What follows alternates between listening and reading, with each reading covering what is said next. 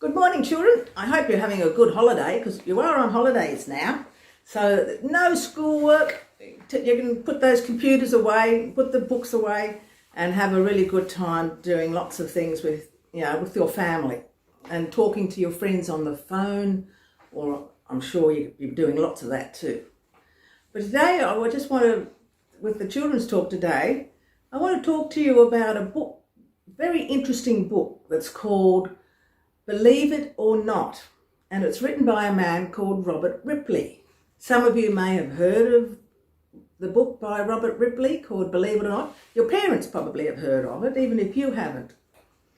But this man enjoyed collecting stories and amazing bits and pieces of information that were quite unbelievable, but true. So let me share some examples from one of his books for you. According to Mr. Ripley, a boy went to the doctor because he had a pain in the foot. The doctor discovered that the boy had a tooth growing in the bottom of his foot. Can you believe that? I think I would have to see it to believe it. You may be surprised to know that a man called James Cook once had a chicken that laid a perfectly square egg.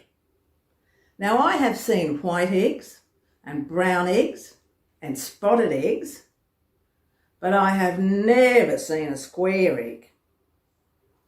I think I'd have to see it to believe it.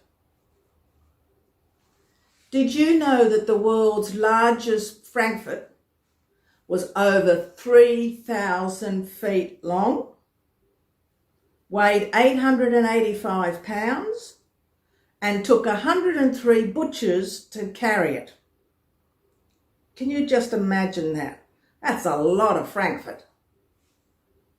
I don't know whether I believe that or not.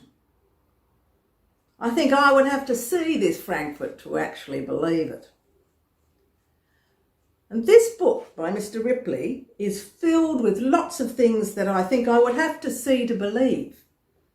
But if they are true, whether I believe it again or not. Just think about our Bible reading for today. On the Sunday that Jesus rose from the grave, he appeared to a group of his disciples. One of the disciples, whose name was Thomas, was not with them. And when the disciples told Thomas that they had seen Jesus and that he was alive, Thomas said, "I won't believe it until I see it with my own eyes." He said he wanted to see the nail prints in Jesus' hand and the place where the spear was thrust into his side. A week later, when Jesus came again to the disciples, Thomas was there. And Jesus invited Thomas to touch his hands where the nails had been. He told Thomas to put his hand in the wound in his side. Then Thomas believed. Jesus said to Thomas, "Because you have seen me, you have believed. Blessed are those who have not seen and yet have believed."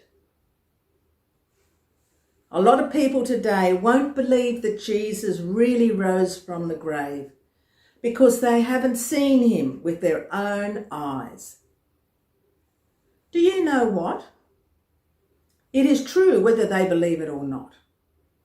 You and I have never seen Jesus, but we have to accept him by faith.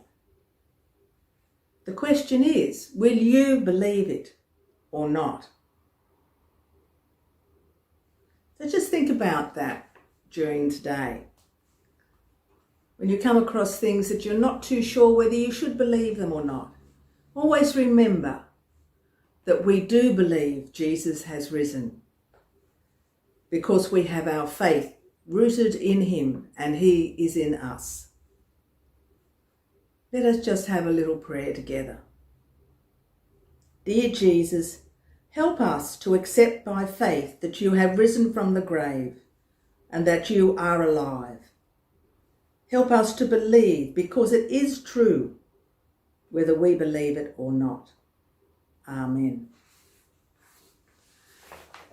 I've included a couple of activities for you as well in the service today.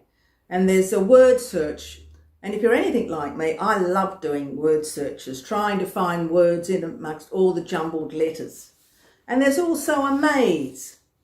And both these activities are based on our Bible reading today.